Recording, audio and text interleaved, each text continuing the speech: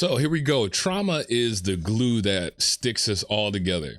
You know, it's a common denominator of life. And on some level, every single one of us, we've probably been touched by the pain that it brings. So let me ask you this question. Have you ever felt the sting of trauma?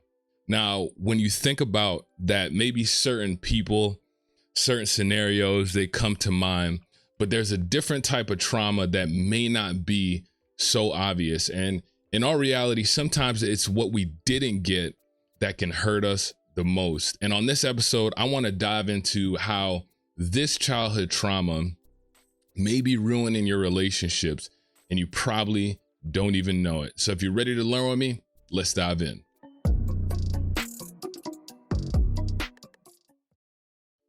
Hey, what's going on, Recreators? This is Nick back with the Life Recreated podcast. I'm a mental health advocate helping you to learn, heal, and grow on your healing journey. And on this episode, like I mentioned, I want to talk about this childhood trauma that could be ruining relationships, and you probably don't even know it. So there's 4 things that I want to touch on today in this episode. I want to look at number 1, what I call the trauma trifecta, right? These are the three main traumas that I believe that most of us will face and experience within our lives. Number 2, I want to touch on what I call the silent killer of trauma, and that's a specific trauma that we're going to be really focusing on today.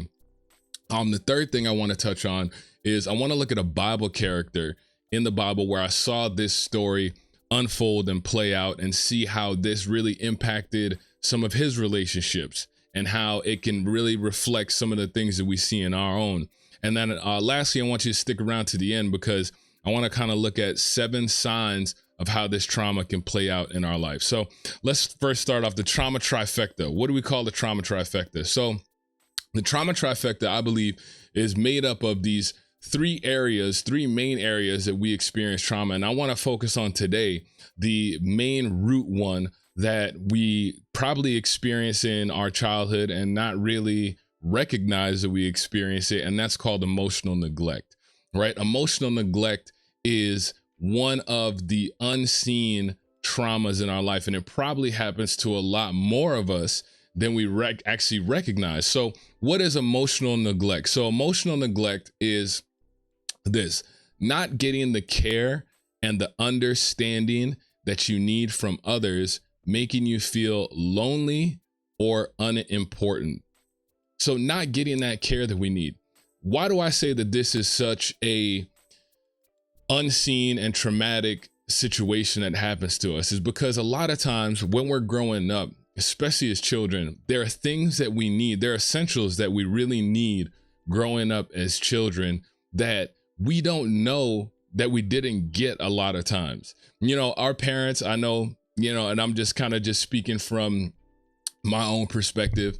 Our parents, they really relied heavy on, making sure that they provided us the essentials, making sure that they provided us, the physical home and a safe place to live, making sure that they provided us food and clothes and all these different things. If you grow up in our community, they would, always refer to it and say, you know what, you had clothes on your back, you had food to eat, you had a place to sleep, and all those things are good. But when you really think about those things, those are the bare essentials of what somebody needs to grow up, especially as a child. Because think about it. You didn't ask to come into this world. I didn't ask to come into this world. And so it's only right for the bare essentials to be taken care of. And so that's like the first layer of what we need as children in order to grow and in order to become healthy individuals and in order to become healthy humans in this world, right? These are just basics. But besides that and beyond that, there are some other crucial essentials that we really need in order to be able to grow into healthy adults. And for what I've seen in my own life, in the life of others, there's sometimes these essentials that are missing. So what are those essentials that we need? There's 3 emotional essentials that I believe that we need when we're growing up as children. Number 1, we need correction, right? We come into this world, we don't know what we're supposed to do, what's right, what's wrong, what it is that we're supposed to, how we're supposed to act, how we're supposed to live, how we're supposed to do all these things.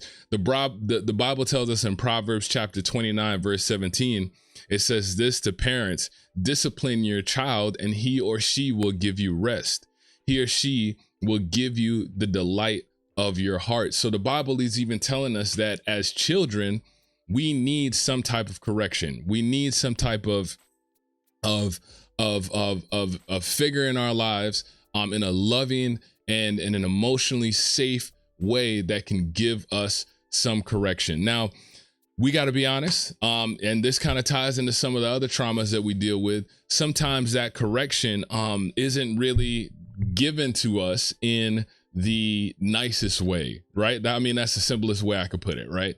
Sometimes it's not given into us in a way that's really healthy. And a lot of times what I've seen is that those words, as far as disciplining your child, can be taken out of context, right? In the form of physical abuse. They can be taken out of context and, in the form of verbal abuse, all these different things. But still, at the end of the day, this is something that we need as children. We need that correction in our life in order for us to grow healthy. The second thing that we need is we need direction, right? We need direction. So we need to be directed in the correct way that we're supposed to go and grow up in order for us to be healthy. Proverbs 22 verse 6 says this: train up a child in the way he should go, even when he is old, he will not depart from it. So we need some type of direction within our lives in order for us to be able to grow into healthy men and women, right? So we need that from our caregivers. We need that from our parents. The Bible is telling us that we need it, and it's an emotional need that we have in our life. And then lastly, what we need is we need attention. We need attention. So here's why, and I feel like this brings it all together when it talks about attention. There's a story in the Bible of Jesus, and he's with his disciples, and all these children are gathering around him. All these people are gathering around him. And in the Bible, in Mark chapter 10, verse 13 through 16, it says that people were bringing little children to Jesus for him to place his hands on them. But the disciples, they rebuked them, right? They were saying, hey, get these kids away. And Jesus saw this. He was indignant, and he said to them, let the little children come to me, and do not hinder them, for the kingdom of God belongs to such as these. So here's Jesus, and he's here with all his disciples, here with all his people. And he points out the fact that these children are the ones that need the attention in their life. These children are the ones that need us to focus on them. So I believe, and this is a lesson I spoke about in one of my previous podcast episodes, was that I ran into a situation where I learned this firsthand, even with my own children, right? So I was up in my room, I was working on some different things, and my daughter, she was downstairs in the music studio. She was playing some music, playing on the piano, and I could hear her all the way upstairs. And so she came upstairs to me, and she said she was so excited about something that she was learning, as far as, on this new song that she was learning and putting together. And she came to share with me, and she said, Daddy, can you come downstairs and listen to what I've been practicing? So I said to her, you know what? I can hear it. I said, it sounds great. But as I said that, I looked at her and I realized that what she was really asking me for was for me to get up, stop what I'm doing, and come downstairs and listen to what she had been practicing and working on. And in that moment, and I'm glad I was able to catch this, but in that moment, I was able to see that my daughter needed from me in that moment more than just my words of saying how good it sounded. She needed more than, and this is the way that I worded it, she needed more than just my intention. She needed my attention. She needed me to stop what I was doing, and she needed me to take the time to focus on what it was that she was trying to show me, because this was important to her. Now, this, when you think about it, is at the base level of helping us to grow as human beings, right? Knowing that somebody that we love, somebody that is caring for us, would stop and take the time that we need in order to show us the attention that we need in order for us to grow. And I learned something extremely important in the fact that my child, one of her deep emotional needs is the attention that I can bring to her. I can intend all day to be a good father. I can intend to be a good dad to her. I can intend all these different things, but if I don't give her the time and the attention that she needs, she's gonna feel those things, and it's gonna affect her. And so I learned that situation that the attention is something that is extremely important for all of us, that we need when it comes to growing and comes to being a healthy adult and a healthy individual. So what's the problem here when it comes to emotional neglect? Well, the problem is that emotional neglect becomes an issue because oftentimes it can't be seen, which is why it's often overlooked. So it can't be seen, and it's why it's often overlooked. This is not, like I mentioned before, this is not like a trauma that is, so blatant on the outside. When you see a kid that is getting physically abused, you can see those marks, right? You can see those bruises. You can see those things on the outside. If it's, verbal abuse, you can hear those things, and you can feel those words. But emotional neglect, oftentimes, it's this unseen trauma that happens to a lot of us, and it often gets overlooked. And so I believe that there's a character in the Bible that shows us just a snippet of how this trauma plays out. And when we read his entire story, and when we look throughout his whole life, we can see how this really impacted a lot of his relationships. And the Bible character that I want to talk about today is a story of David in the Bible. And specifically, when I was reading this, I realized that there was a moment in David's life where we see this issue of emotional neglect, and it's not blatant, right? It's not like obvious. It's not like out there just where it's like, oh man, yeah, that's definitely what happened in that situation, in that moment. But when you kind of read between the lines of this story, and you kind of look and dig a little bit deeper in what actually was happening, you can see how David and his caretakers and his father, how they really responded to him and how they treated him, right? And so in this story, I'm going to read a little bit of this passage. I might kind of skim around a little bit on it, but basically the context of this is that at this time, at this moment in this story, David, he is about to be anointed as king. During this time period that we're going to look at right now, Saul, who is another king, he was the first king of Israel. And Saul, at this moment, he had been doing some crazy stuff all over the place. And so God says, you know what? I want a new king in my office. I want somebody else that is going to lead my people and lead them the right way. And so God tells his servant, the prophet, he says to Samuel, I want you to go and anoint the new king.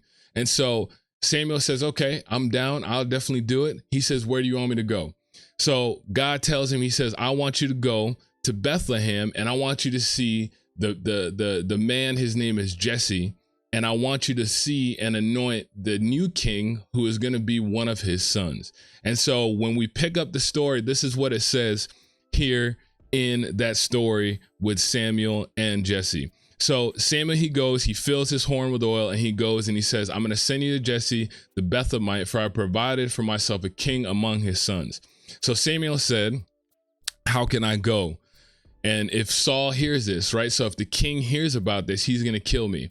And so God says to him, don't worry about it. Just take with you what you want, or take with you a heifer.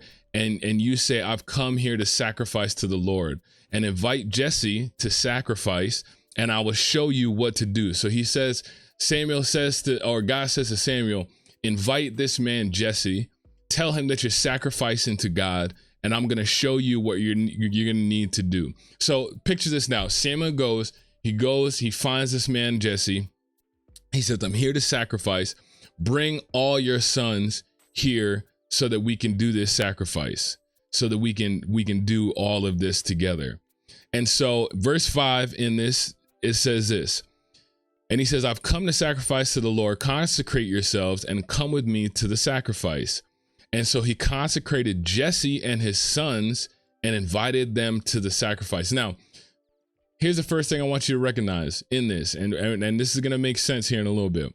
But he says that I'm gonna consecrate Jesse and his sons. So that means that Jesse, the father's there, and all his sons are there, which is what we presume. And he invites them all to the sacrifice. Verse 6, he says, when they came, he looked at, now this man Samuel, he's looking at all the different sons. He looked on Eliab and he thought, surely the Lord's anointed is before him. But the Lord said to Samuel, do not look at his appearance or on the height of his stature, because I've rejected him. For the Lord sees not as a man sees. Man looks on the outward appearance, but the Lord looks on the heart. Verse 8, then Jesse called Amada, man, I can't even pronounce the guy's name. Abinadab, and made him pass before Samuel. And he said, neither has the Lord chosen this one. Then Jesse made Shammah pass, his third son, and he said, neither has the Lord chosen this one. And Jesse made 7 of his sons pass before Samuel. And Samuel said to Jesse, the Lord has not chosen any of these. Then Samuel said to Jesse, this is where I want you to see this. He asked this question, are all your sons here? And Jesse said, there remains yet the youngest, but behold, he is keeping the sheep. So let's backtrack here. The prophet came and told Jesse, bring all your sons. Jesse said, okay, gotcha. He brings all these sons before this prophet, 7 of them. He brings all these sons before him. And each single one of them, the prophet is like, this is not the guy. This is not the guy. This is not the guy. And then he asks the question, are all your sons here? Now, why this stuck out to me was the prophet already told this man to bring all your sons. But yet, in all the midst of this, he knew he had another son, and he let this son just stay out tending to the sheep. So what I saw in this was this, is that you said that you brought all your sons here to me. You showed me 70 of these individuals, but yet you still had another son. You still had somebody else out there that obviously, you know, like, is this not your son? Is this not another part? This is your son that we're talking about here. So why didn't you bring him to see if he was going to be the anointed one? When I asked you to bring me all your sons, why didn't you bring your other son? I believe when we look at this story, we see this issue of emotional neglect. Like I mentioned before, right? We need direction, correction, and attention. Those are the emotional needs that we have growing up as children. And here is Jesse, and he's asked to bring all of his sons, and he somehow forgets, somehow doesn't remember that he has a whole nother son out in the field. And what it shows us, if you really read between the lines on this, is the fact that somewhere in Jesse's mind, he didn't think that his last son, David, was supposed to be counted as a son, or that he couldn't even be considered as somebody that was going to be the next king. And so Jesse wasn't out there beating his son. He wasn't out there verbally abusing his son. But what I believe that we see here in this story is that Jesse was emotionally neglecting his son. He said, you know what? I'm not even going to give you the attention that you deserve as my son. And why was this such a big deal is because the prophet said, bring me all your sons. And for some reason, Jesse decides that his son is not worth the attention, and he's not worth being able to be part of this group of his other sons. That's emotional neglect. That's emotional neglect all across the board. And so when we looked at this, and when I looked at this, situation happening in David's life. The story goes on. The Samuel actually brings him, right? He brings, he stands before the son, and God says, yeah, that's the one that I have anointed to be the next king. This is the one that I've chosen to become the next king. But when we look at David's life, and this is how I believe this all plays out, when you look at all of David's major relationships after this, David always had these issues with so many of these important relationships in his life. And I believe that it stems from this whole situation that he had between his father and emotional neglect and not getting the loving direction, correction, and the attention that he needed as a son. We see it play out in his relationship with Saul, right? Saul is the king at the time when he gets anointed, and his dilemma and his just beef with Saul, they're always going back and forth. When Saul realizes and recognizes that David is supposed to be the next king, Saul is continually trying to kill him, continually trying to attack him, continually putting him down. And for some reason, David just still keeps coming back to him, still keeps giving him second chances. There's story after story in the Bible about the relationship between Saul and David, and how David had all these opportunities in order to make this right and to fix these different things, but yet still he chose not to. When you look at David and his relationship with Jonathan is Saul's son. And, you know, a lot of times we look in the Bible and we see this relationship going back and forth with Saul, with Jonathan and David. And, you know, we think that there's this awesome friendship, but here's the thing. Jonathan knew that David was supposed to be the next king. Jonathan is the son of Saul, and he knows that David is going to be the next king. So I personally believe, and I've heard sermons on this and messages on this, but I personally believe that Jonathan was really trying to position himself for when David did become king, that he would be good, that he would be able to you know, kind of not have to get underneath the wrath of David when David does become king. So even in that relationship, it's all twisted up. David is going back to this guy, Jonathan, not realizing that Jonathan is just trying to play this position in order to benefit himself. When we look at the relationship with David and Bathsheba, many of us know that story. David saw this woman, he's on the rooftop, he sees her, he tries to take him for himself. He goes, lays down with this wife, gets her pregnant, has her husband killed, all these different things. That was a messed up and a twisted up relationship that David was in with Bathsheba. He had no right to be taking this woman for himself. Moving on, if you look at David and his relationship with his son Absalom towards the end of his life, even in that relationship as father and son, it turns out in the end where Absalom turns his back on his own father and wants to take back the kingdom or take over the kingdom and overthrow his own father. If you look at David's life, even though David brought us all these great Psalms and he showed us the relationship and showed us what a good relationship with God is, because he was a man after God's own heart, David was impacted by all of these issues in all of his major relationships. And I believe it stems from this whole issue of emotional neglect that he experienced going way back to start with his father. This started way back when he was supposed to be anointed as king. He was supposed to be there with the rest of his brothers, and somehow his father didn't bring him to the forefront and give him the attention that he needed. If we look at that, that's emotional neglect. Like I said, it's unseen. It's a scenario where, you know, it may not be as prevalent. It may not be as out in the open, but this is something that many of us, even in our own lives, we're experiencing. We're experiencing this issue of emotional neglect. And it's the foundation, going back to that trauma trifecta, it's the foundation of where a lot of our trauma and a lot of the issues that we have in our relationships now, they can really stem from. So let's move on to this. I want to look at 7 signs of emotional neglect in our lives. 7 signs of emotional neglect in our lives. Let's check it out.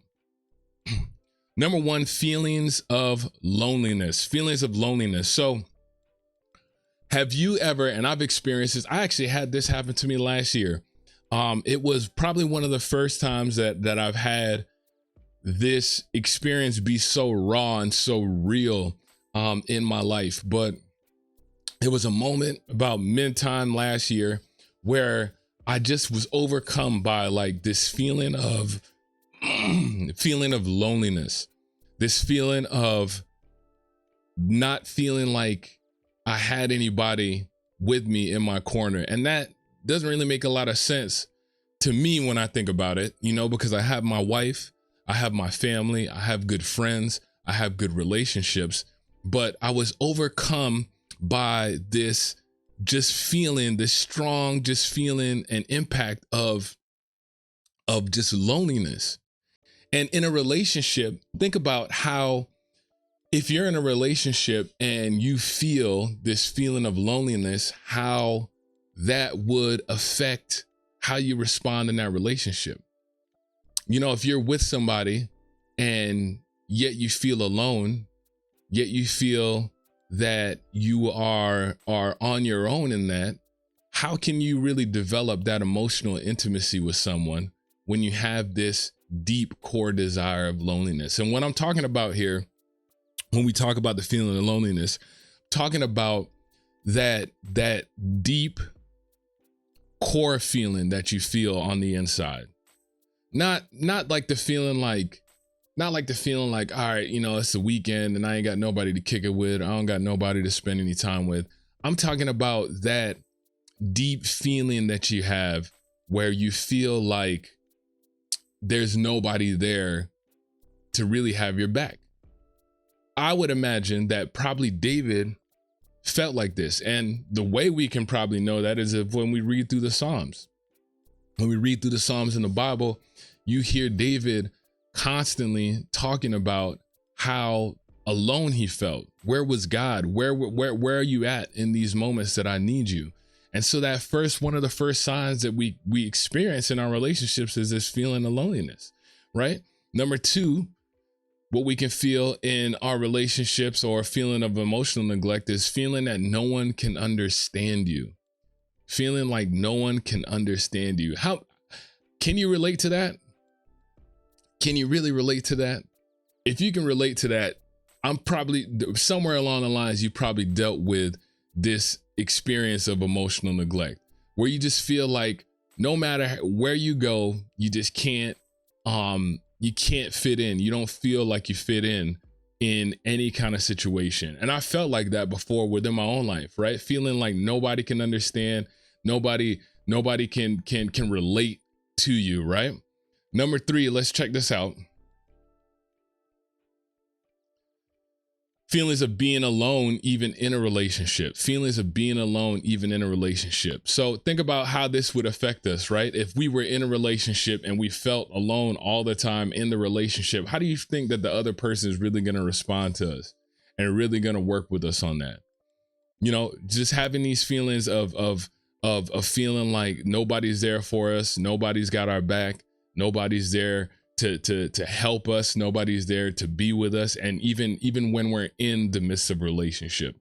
And I would venture to say that there's probably people out there that you feel alone and you're in a relationship. You feel like you're the only one doing this. I know, friends and people that I know that are close to me that, going through a divorce and going through these different seasons in life where they're in a marriage, they're in a relationship, but they feel like they're alone. That could probably come from the emotional neglect that you felt. You didn't know how to really connect and develop emotional intimacy with someone because you didn't get it when you were probably growing up. Number 4 is a lack lack of self-confidence. So we're talking about a lack of self-confidence here. So not feeling like you have the ability and the confidence to do certain things. You know, there's things that we want to do in our lives that we hold ourselves back from doing because we didn't get the emotional attention, direction, and correction that we needed when we were younger. We feel somehow that we wouldn't get, or we wouldn't be able to accomplish the things that we need to accomplish because a lot of times we didn't get what we needed when we were growing up. The first person I think about in the Bible is Moses. Think about when God called him and said, listen, I want you to go with Pharaoh and tell him to let my people go. And his first response was, who, me? Me, I can't do that. I can't talk right. I stutter. I can't do it. All throughout the Bible, there's people, Gideon, I want you to go and defeat this army.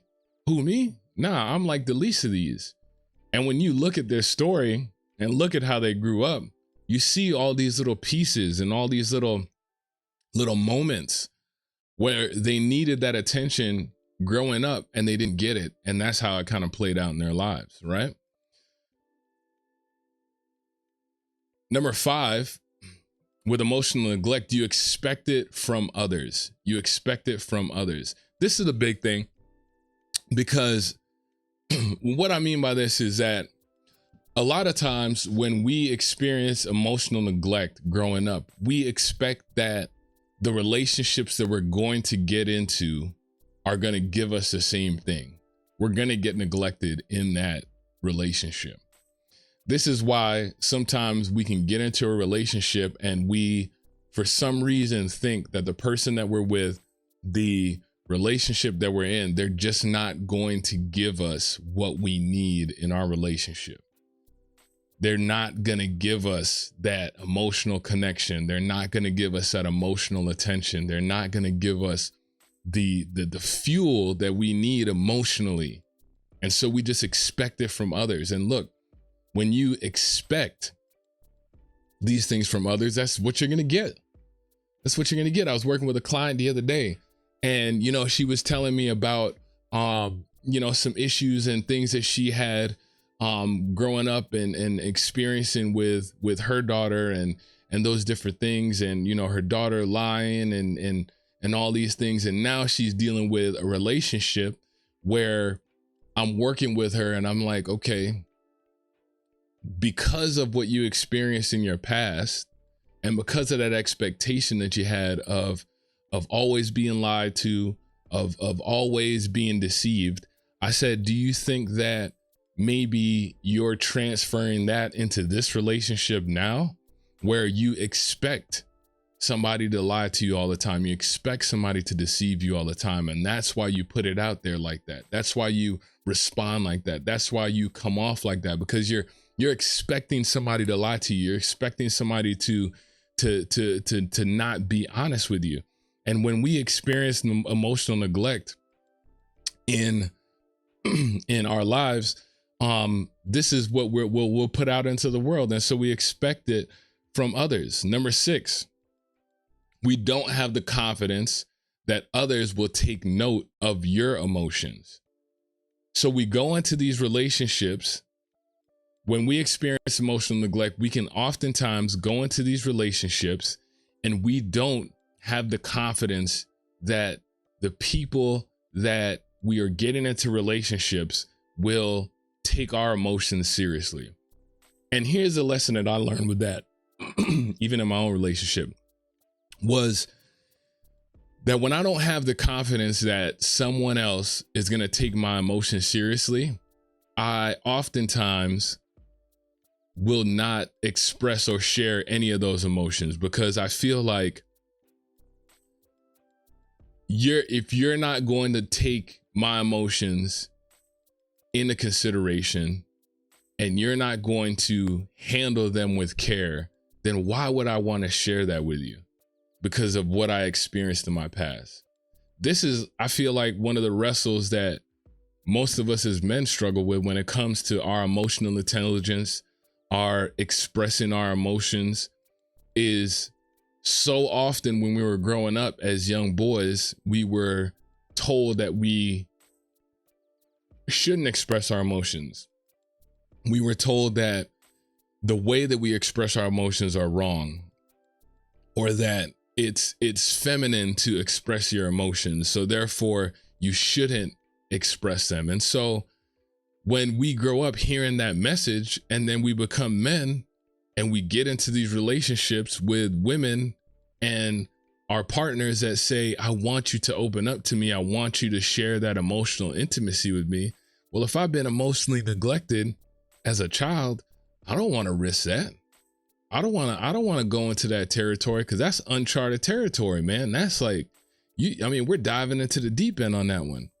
And so it causes me to have this reluctance to feel confident that somebody else would really be concerned and really care really about, my emotions. And when we go into a relationship like that, we can't build. How can you build emotional intimacy like that? How can you get closer to somebody like that when you aren't confident in the fact that that other person is going to take your emotions as seriously as you take your emotions, right? You can't really expect to go into a relationship and want to do that, right? And then lastly, we oftentimes put other people's needs before your own. We put other people's needs before your own. And so this is a result of it. Think about it. If I am taught that at this young age, I don't get the attention that I need emotionally, I don't get that correction, I don't get that direction that I need emotionally in a loving way, then it teaches me that what I feel and the things that I have and the things that have happened to me are not important. And so my internal world, because nobody is paying attention to, or nobody is helping me in this arena of my life, if I'm shown that my internal world does not matter, then my natural outcome of that is that I'm going to think that everybody else's internal world matters more than mine's. Right? So when I look at it from that perspective, now I am going to try and put everybody else's needs before my own. This is one of the big eye-opening things that I realized in my life last year. Just being a people pleaser, thinking that everybody else's needs were more important than my own needs, were more important than my own internal world. And in a relationship, you cannot, think about this. In a relationship, when that is the way that I'm operating, that thinking that your needs are always more important than me, at some point, we're going to have a breakdown.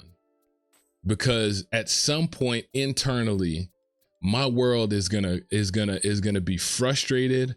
My internal self is going to say, look, enough of this, man. I can't keep putting everybody else's needs before my own. And then when you finally do come out and start saying and taking your own needs and taking your own needs in consideration and giving them the importance that they need, everybody else is shocked. Everybody is like surprised, like, yo, where did this come from? Like, why are you acting like this? Why are you talking like this? Why are you saying all these different things? Well, for so long, I've been putting everybody else's needs before my own. And now here I am. I need to get these needs out. And so when I'm emotionally neglected growing up and I experience this trauma as a child, I feel like my needs don't matter. And so in a relationship, that can't work, because everybody in a relationship, we both have our own needs. We both have things that need to be met. We both have situations, and we both have things and desires that we both have to express and both have to be fulfilled. That's the way the relationship works. And so when I put other people's needs before my own, ultimately, I end up hurting the relationship more than I end up helping the relationship. And until I get to that point where I can turn that around, we're going to suffer and we're going to deal with those situations in a relationship. And so those are the 7 signs that I believe that we can be, and this is not all of them, but this is just kind of touching on them, right? The feelings of loneliness, the feelings that no one can understand you, the feelings of being alone, even in a relationship, that lack of confidence, the thing that you expect others to emotionally neglect you, not having confidence that others are going to take note of your own emotions, and then putting other people's needs before your own. These are some of the results that you and I can face when we experience this trauma, this childhood trauma of emotional neglect. And when we look at, like I said, going back to it, when we look at the life of David, in the beginning, we see that he was a man that he didn't get that direction. He didn't get that correction. He didn't get that attention that he needed, that loving attention that he needed in some of the most crucial times of his life. And that ended up following him throughout his whole relationship. And it's the same thing that you and I can face. And so the good thing here, though, is that we are able to, if this is something that we experience, we're able to learn how to correct this in our lives. We're able to learn how to heal this in our lives when we recognize it. And this is why, like I mentioned before in some of my previous episodes, that self-awareness is so crucial. It's the foundation to our emotional wellness, because when we're aware that these are the things that have happened to us, these are the things that we experience, we can then begin to start working on how to heal that and how to repair that. So these are the 7 signs of that emotional neglect. I'm curious to know, in your own life, have some of these things come up? Have you experienced this unseen trauma of emotional neglect in your life and you haven't even recognized it? And maybe how have some of these things affected and impacted some of your relationships? I want to know, because I'm curious if this is something that we experience and just didn't really realize that it's been plaguing and sneaking into all of these corners of our relationships. Let me know down below in the comments. If you're listening to this on podcast, wherever you listen to podcasts, do me a favor, leave a review, give me some feedback, let us know how we're doing. And if you're watching this on YouTube, drop a comment down below. Would love to hear from you. But until next time, this has been Nick with the Life Recreated Podcast. Keep learning, keep healing, and keep growing. Peace.